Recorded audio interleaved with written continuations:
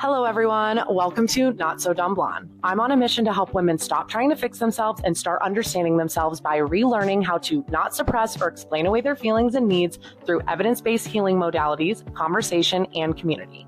So whether you're navigating relationships, career stress. Today's guest is someone who truly understands how women's stories are shaped and how those stories shape the way we see ourselves. Rachel Hartigan is an award-winning journalist, author, and former editor at the Washington Post's Book World.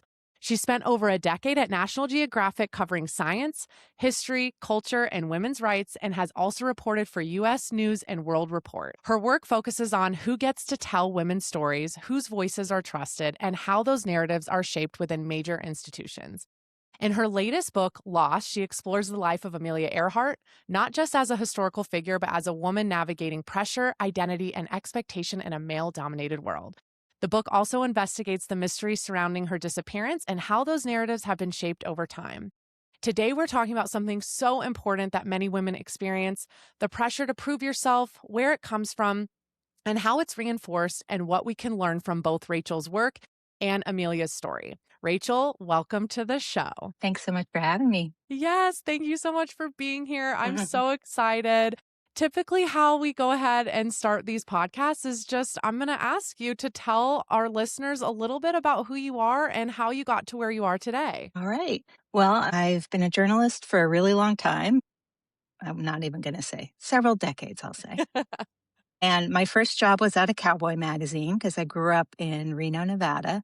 But then I came back east and took a lot of jobs at magazines that have since folded because that's journalism these days. I did work for U.S. News and World Report for quite a while, covering education, including the dreaded U.S. News college rankings. And I worked at the Washington Post at their book section, which was really, really fun because there was a big, giant room where I could go and pick out books to read. And then I found myself at National Geographic, which was just a delight because I could write about and edit just about everything in the world: science, culture, history, all the things that I like. So I've been very lucky to have a job where I can follow my curiosity and in a place that is mostly encouraging to women. So I really count myself lucky for that. I love that. Thank you so much for sharing. And I love the words that you used, your curiosity, and those are all great things that we're going to dive into. So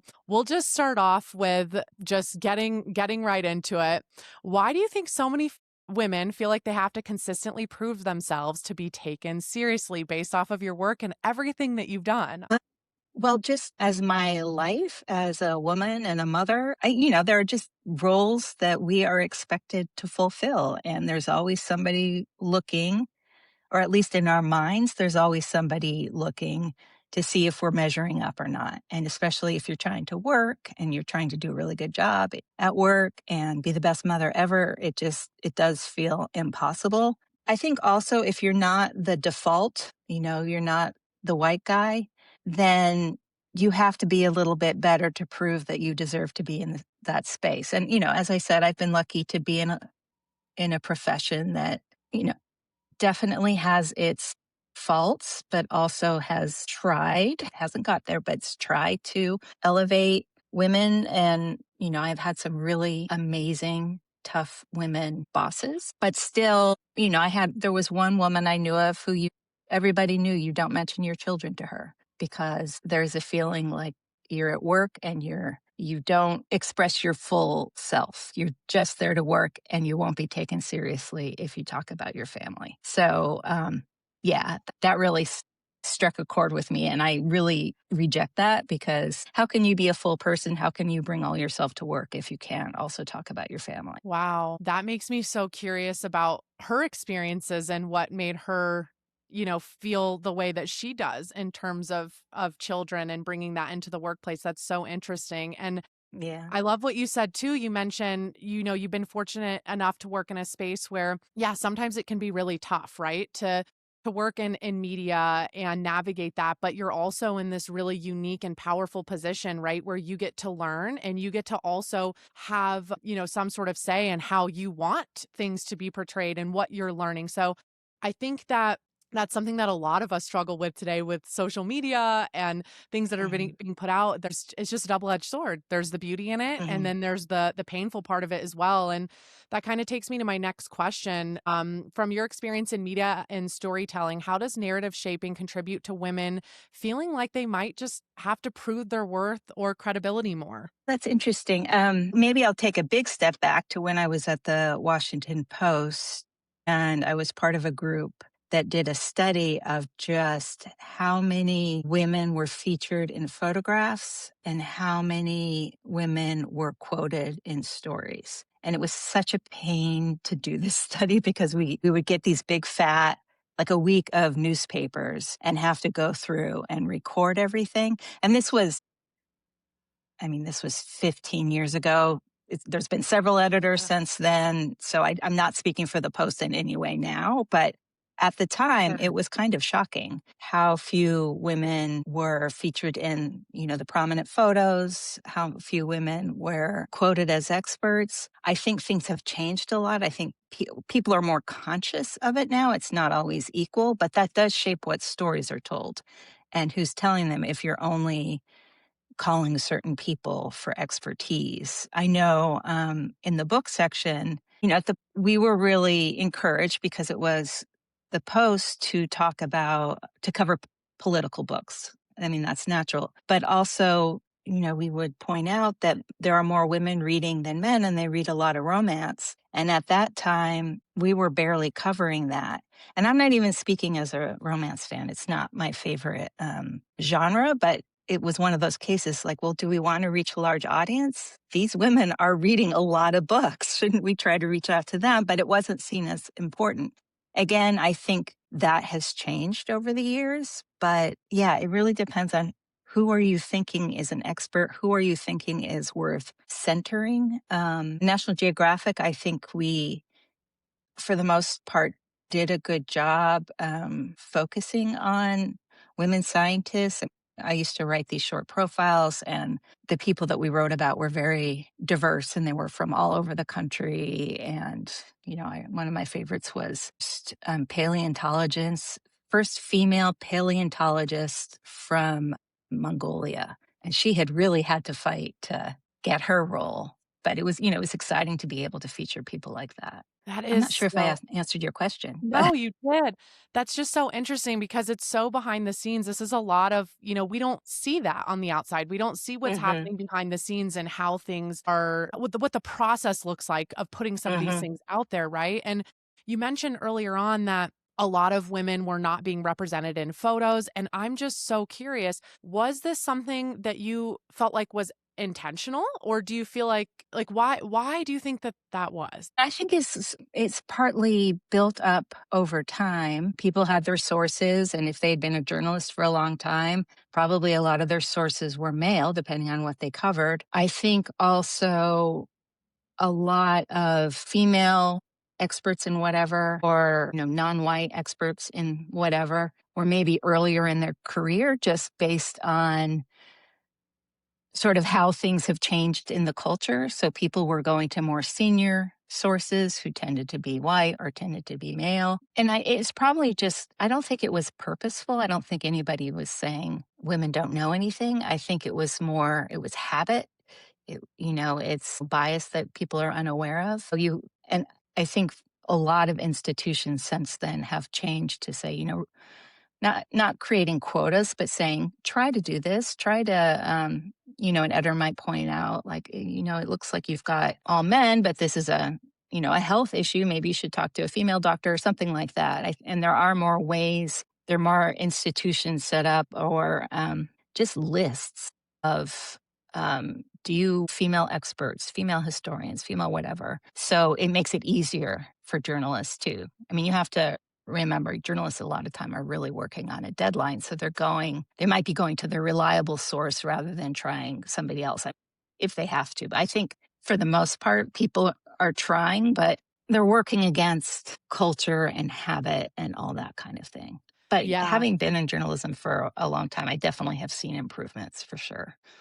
Yeah, you brought up a good point because I also think that oftentimes it's not intentional. It's this implicit Hmm. bias. It's the cycle of socialization, right? From such a young age, we're just, inundated with these thoughts that we didn't necessarily choose. And one Right. thing that this reminded me of is I learned recently, I've been looking in a lot to feminist psychology and why so many studies for like women's bodies were done on male bodies, right? And they Yeah. found that some of the reasons for that were actually just because most of the people in the field were men. So naturally they were more interested in studying male bodies because they Hmm. were men. So it wasn't Hmm. necessarily intentional, right? Of we're not wanting to look into women's bodies. It's just there just wasn't as much female representation, which is why I think it's so Hmm. important to continue to get more women out in the fields because more women are going to be interested in women and studying women. Yeah. So, yeah, that was really interesting. Thank you for sharing that. So, do you think that based on what you've experienced that women are more likely to be questioned, doubted, or dismissed? And how do you think that that might impact their internal sense of self? I think it's possible. I don't have a lot of well, is that true? I was going to say I don't have a lot of moments where I felt I was dismissed for being a woman, but I um have had some, and I don't want to get into this necessarily, but some job issues where it's like, oh, wait a second, this is because I'm a woman. But I think a lot of it, at least for me, is very self imposed. Just, I notice with male colleagues, they don't hesitate to say something, even if it sounds even if they're indicating ignorance or something like that, where I feel like I have to have everything perfectly crafted before I say anything. And maybe that's just me, but I think a lot of you're just sort of internally censoring yourself, and you have to present your best foot forward. And I do think there is a sense. I mean, I did have somebody tell me was returning from maternity leave and didn't get a certain position. I actually can't remember exactly the Mhm. details, but I was told, well, at this time now, you probably want an easier job. And I was like, well, I would like to make that choice one way. And maybe I do, but I would like to make that choice. So there are things like that, assumptions made. And so your choice is kind of taken away from you. I An mean, assumption that a mom isn't going to want to go on an expedition for 3 weeks. But why don't you just ask her? Maybe she can arrange it so she can go on that expedition. you just really hit the nail on the head of what this whole podcast is about. You said a lot of it feels self-imposed, and I Hmm. think that that is something that so many women can relate to because we feel these pressures of making sure that other people feel comfortable, making sure that we don't step Yeah. on toes. And I love the point that you made because I was talking about this with someone the other day. He was a male. He was talking about what happened at work and how he just came out and like laid down the law and was kind of confrontational, right? And the Hmm. very first thing that came out of my mouth was like, I would be mortified that I would like get in trouble for speaking up Yeah. in that way and Hmm. potentially having my job altered in any way for just the fact that he was able to just do that and speak up, be confrontational, and then go about his day. I mean, if I did that, I would be like, how did I do? I'm worried. Right. And it is just such a Checking in different, with everybody. right. Like how, and it would take me days to probably Mhm, recover from that because we don't mhm, necessarily know the implications, whether it's self-imposed or not. I do think that mhm. there's just this expectation for us to make other people feel comfortable and not really Yes, challenge yes. things, right? And so Right. it sounds like that was, some of your experience there too. And when you mentioned not bringing up, having children, and those are all things that it's unfortunate. And what's so funny is I don't think it's just men. I think it's also women who have some of these Mhm, implicit biases that, have to mhm. be challenged as well. So that's really interesting. You've worked inside of major media institutions. You edited the Washington Post's Book World and reported on education and culture for U.S. News and World Report. Very interesting. How have you seen decisions made about what stories are credible or important? I know we touched a little bit on this before, but do you have any more to add to that? Yeah, I mean, that was when talking about the romance novels. I know I reviewed a book that was about women that had stayed home from work and then got divorced and then were stuck. And this book was making the argument, don't ever be stuck. And I remember that, I wrote the review. It was a very passionate review about this issue.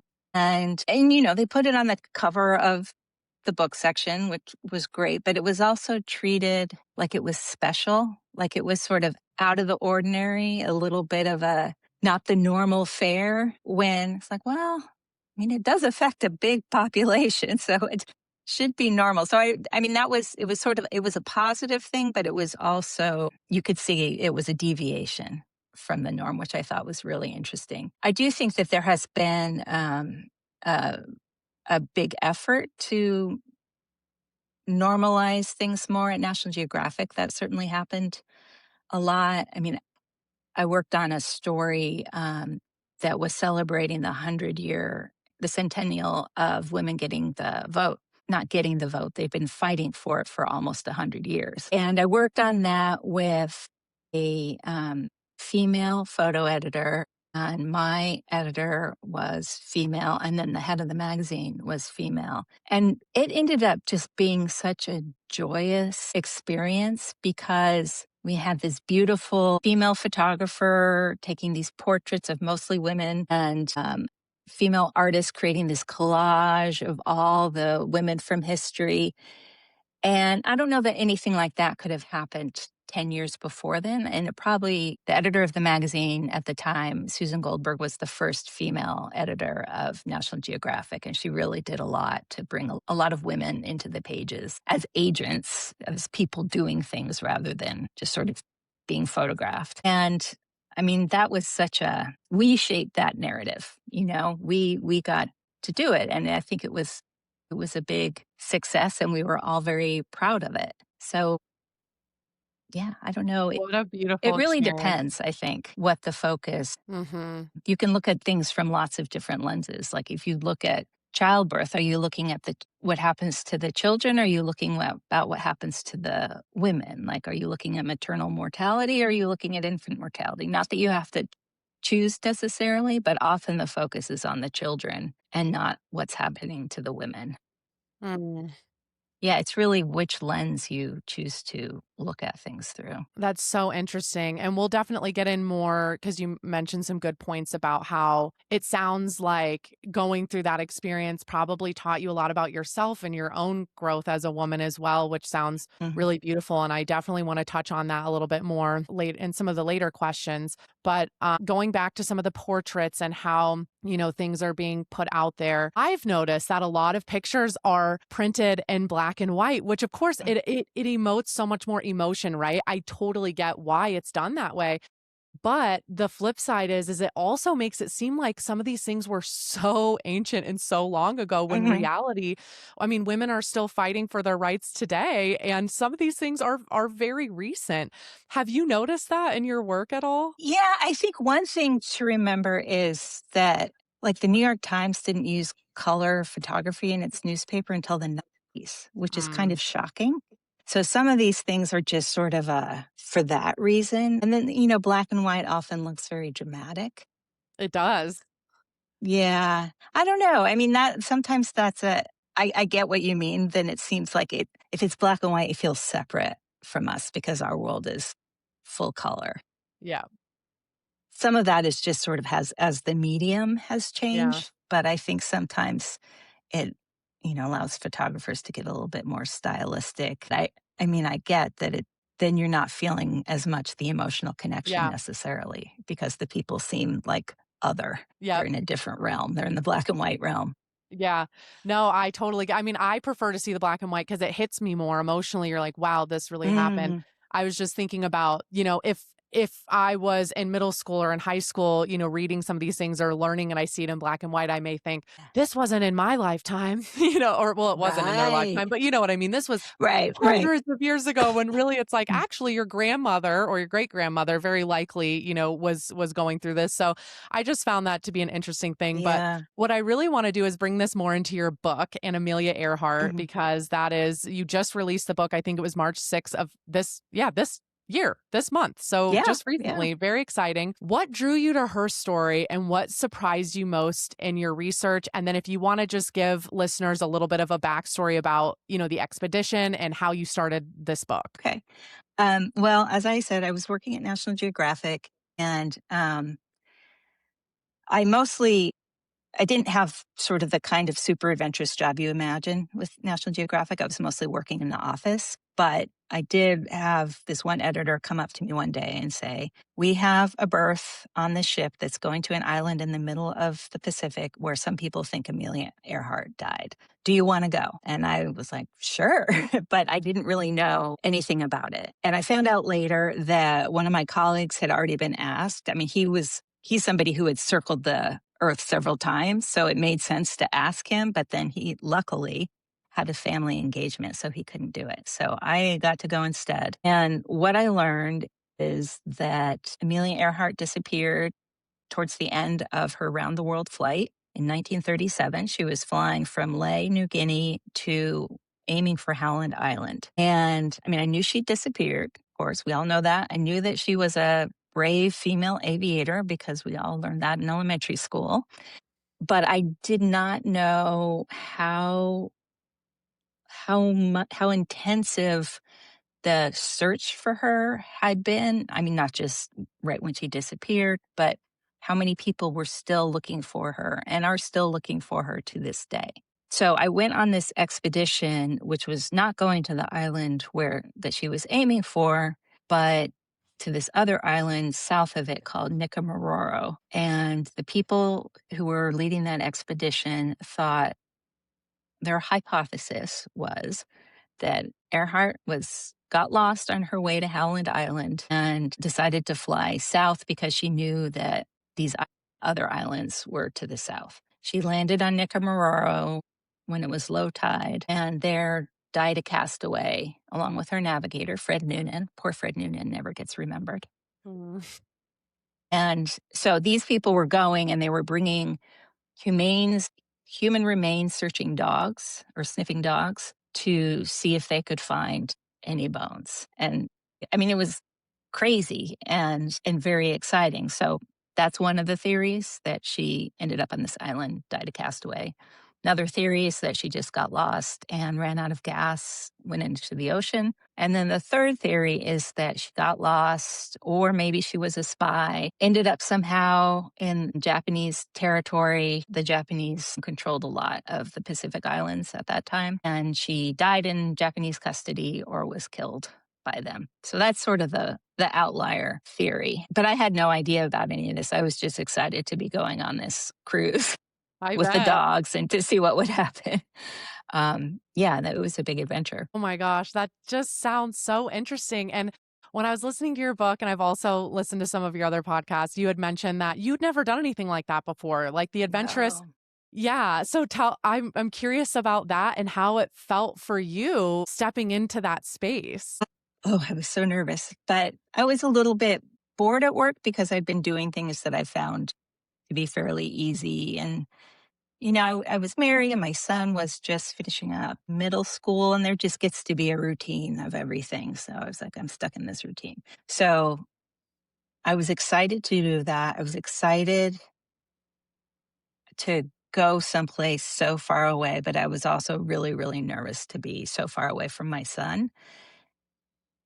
And I didn't know that I get seasick, and I do get seasick. Oh So that boy. was a fun discovery. But I'm not the most adventurous person in the world, but if somebody asks me to do something like this, it's almost impossible for me to say no, because I just don't want to have regrets. I don't want to miss out. So, and I'm so glad I did it because, first of all, the island was absolutely beautiful. It was, palm trees, little white kia birds that would fly together like in couples, and they would hover over you, kind of yelling at you. Huge crabs, like this Yeah, blue of huge the lake. crabs.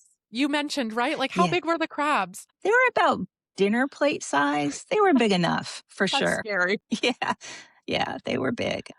They didn't bother me so much as the littler crabs, because the littler crabs, the strawberry hermit crabs, moved in mass. So there would be like 20 of them or 50 of them. And that I found more disturbing. But it was just really fun. And I just really was so fascinated by the people and how they got involved in these expeditions. I mean, some of them had been to that island, which is uninhabited, and it takes 5 days to sail there from Fiji. So it is in the middle of the ocean. You can't see anything else. But they'd been there 10 times. The people were so interesting. Yeah, I mean, once I got there, once I stopped worrying about packing the right things and everything, then I was just all in. I love it. And you mentioned that they had asked another man previously before who had already been around the world a ton. And you also mentioned in your book that a lot of the people, when you showed up, it just noticed that it was pretty male dominated. Did you feel any of that pressure to like prove yourself as a woman and in the field and as a woman who maybe didn't have as much of that background? Did you feel any of that pressure? For sure. Well, partly it was as a woman, but also being older. There were two videographers, National Geographic videographers there, and they were younger and they'd been everywhere. And one of them had, what was the show he worked on? Deepest Catch. Is that the right one?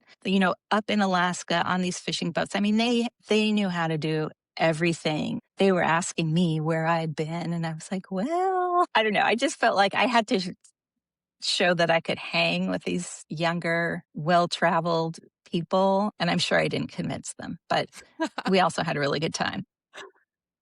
What an I mean, after a experience. while, you get into the rhythm of it, and I was like, well, I know I can report. I know how to be a reporter, and I know how to write a story, so that's what I will focus on. I will focus on the things I know how to do. Oh, totally. I mean, that's why they asked you to do it because you're good at what you do. And I can Yeah. only imagine coming from your position, just having a family and having children go through some of these life phases. And then you open up this door to this new world. And what a great Mhm. opportunity for you. And I can only imagine, again, just getting back into that space of learning so much about Amelia Earhart.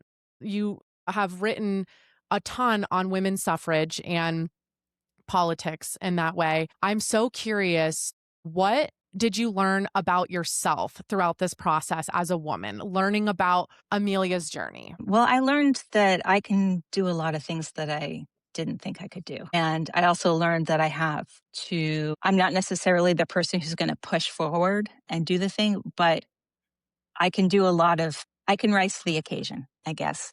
And one thing that I found I was able to do is sort of take a step back and look at the larger story, not just whatever discoveries were for this particular expedition or, whether this particular theory was right, but step back and look at the larger themes and the larger historical trends that connected with Earhart and connected with the searches and why different theories became popular. I felt like I just had a perspective at my age now. I'm in my 50s that I wouldn't have had in my 20s.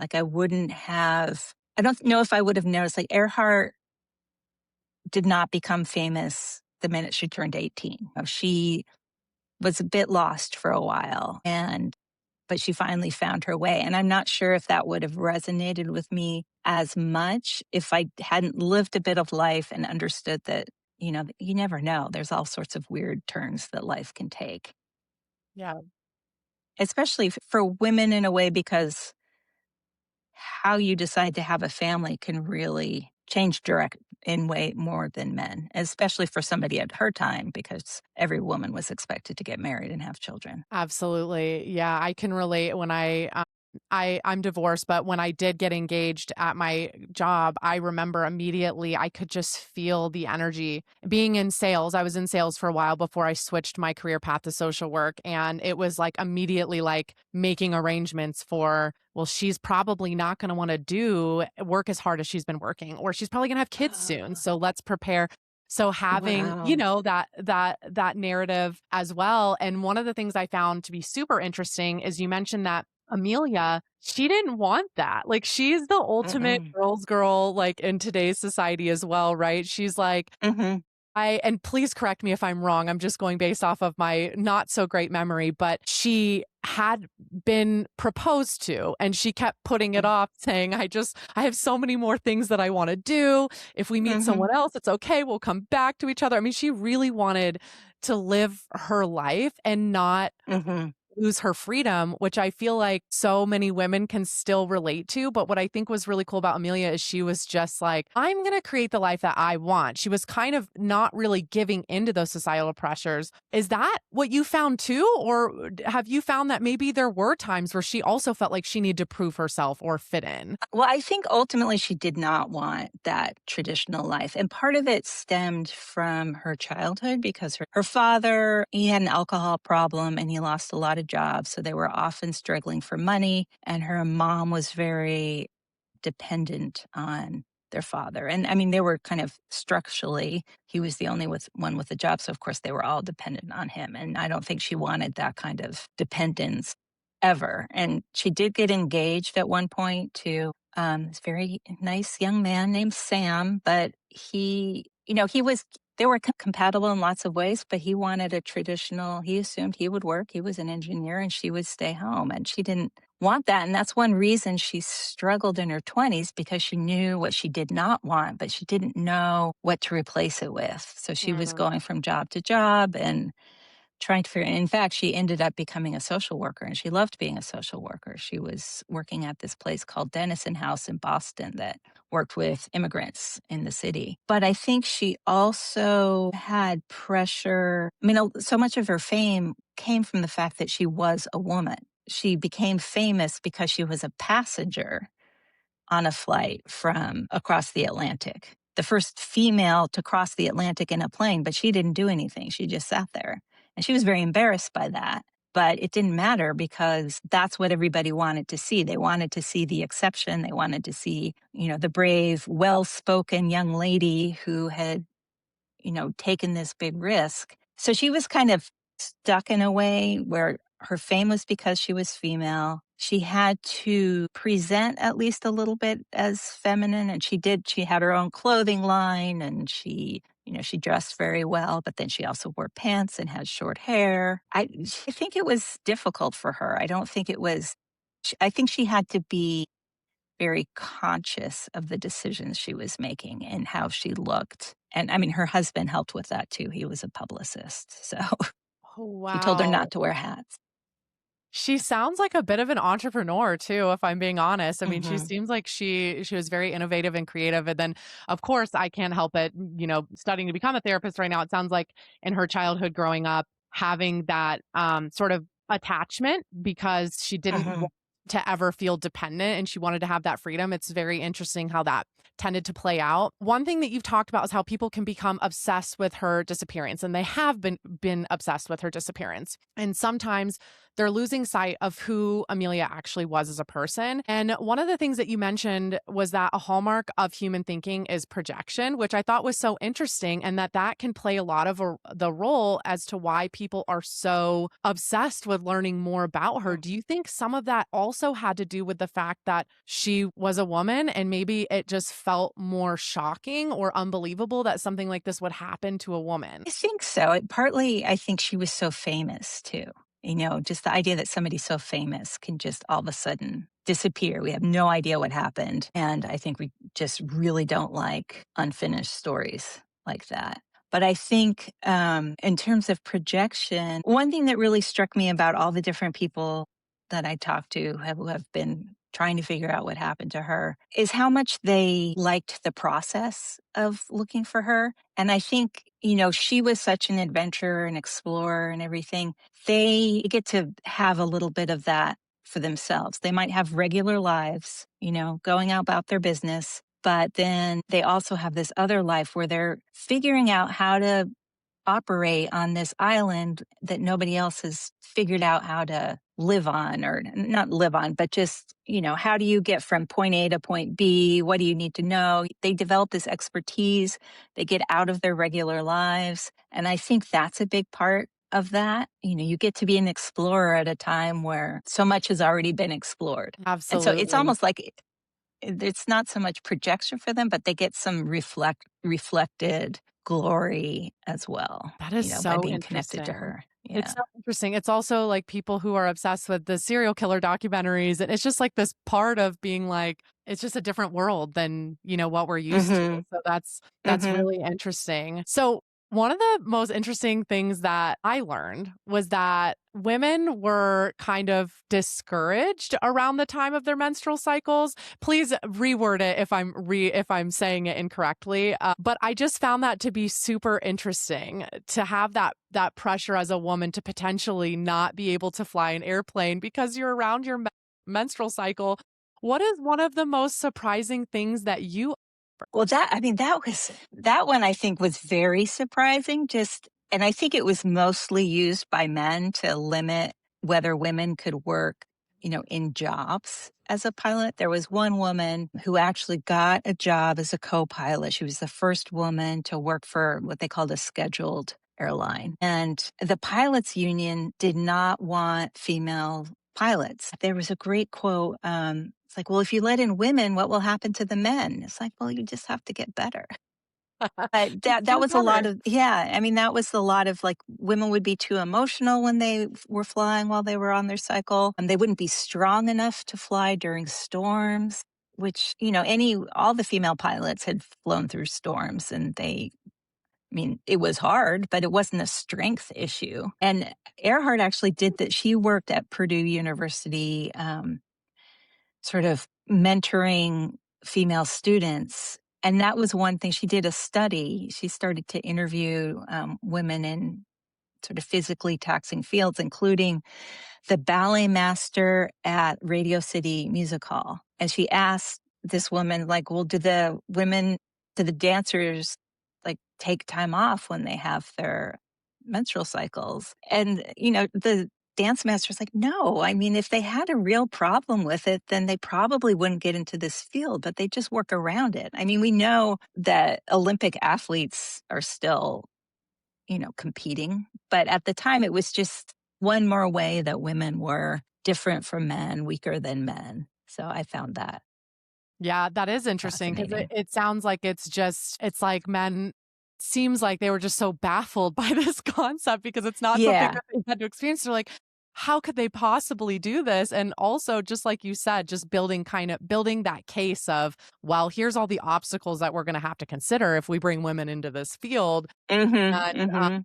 I just can't imagine. I can't imagine what I would do in that scenario and how that would make me feel. One thing that you've mentioned in and out of your book was how, there were some ways that you could relate to Amelia, but there were also ways in which you felt like you were very different. What, Mhm. or do you feel like there's some ways that women can universally relate to Amelia in certain ways? Well, one thing that I think for me is what I kind of aspire to with her is she really didn't want to have to explain what she was doing. If somebody asked her, well, why are you making this flight from this solo Atlantic flight, or why are you flying from Mexico City to Newark? And she would say, well, because I feel like it, because for the fun of it, or I don't have to have a reason. I don't have to have a justification for doing what I do. I mean, in some ways, she was, a very extraordinary person. She was very brave and daring, and she was, very good in public, very well spoken. Obviously, most people aren't really like her, but she did have to think about how she was going to be. She did have to think about what she needed to do the things that she loved. And we all have to figure that out. I mean, she was figuring it out on a world stage doing death defying things, but that's something that we all have to consider, and we all have to, I mean, I know personally I always feel the temptation to, or the pull to justify what I'm doing. you know Occasionally I do have to justify what I'm doing, but mostly no, nobody cares or it doesn't matter. So I mean, that's one of the things I've taken away from getting to know her better.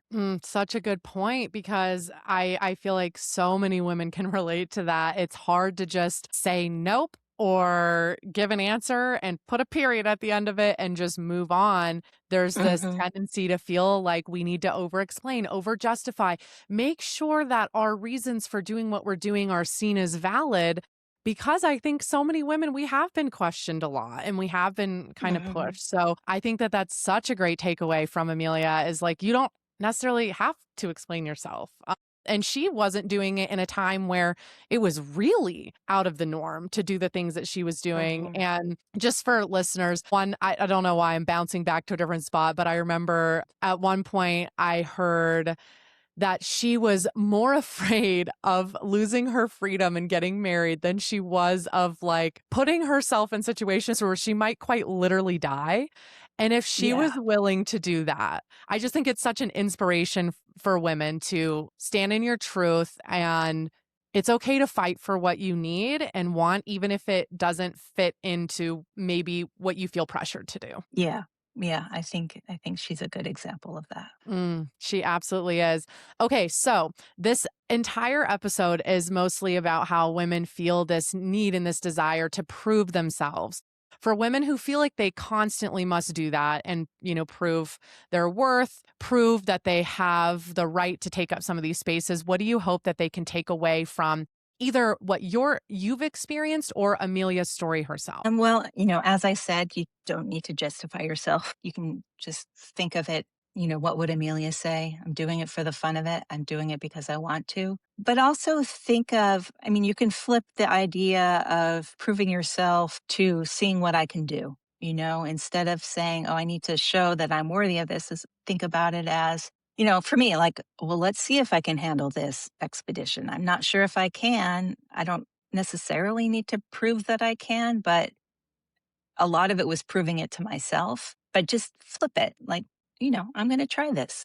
I'm going to experiment. It's all an experiment rather than an up or down vote on whether you're worth doing whatever you're doing. Right, and there's no absolute right or way wrong to go. There's Hmm. no absolute right or wrong way to go about anything. It really is your choice and what you want. So really just Hmm. getting to know yourself and what you need and desire, I think is just such a great place to start. Is there anything else you want listeners to know that we haven't touched on yet? I know we've touched on a lot. Yeah, well, we haven't found Amelia Earhart yet. Just keep looking. Nobody is not. I mean, it's wild. There's nothing at all. I mean, that to me is just no wonder people are so interested in her story, which again, all the more reason for everyone listening, go ahead and if you're interested in this, go ahead and get Rachel's book Lost. And yeah, it's been really great talking to you and learning. Just like I said, you have such a different perspective than what a lot of us on the outside get to see. So hearing that insight it was an honor to learn more from you. Where can listeners find you? They can go to my website. It's rachelhartiganauthor.com, and that has links to the book, links to events, and also social media links. Wonderful. And your book Lost, they can find on Amazon, right? It's also on Audible too. Anything else they need to know about Yeah, that? it is available wherever books are sold. Perfect. Oh my gosh. Well, again, thank you so much, Rachel, for joining. I really appreciate it. Thanks, Caitlin. It's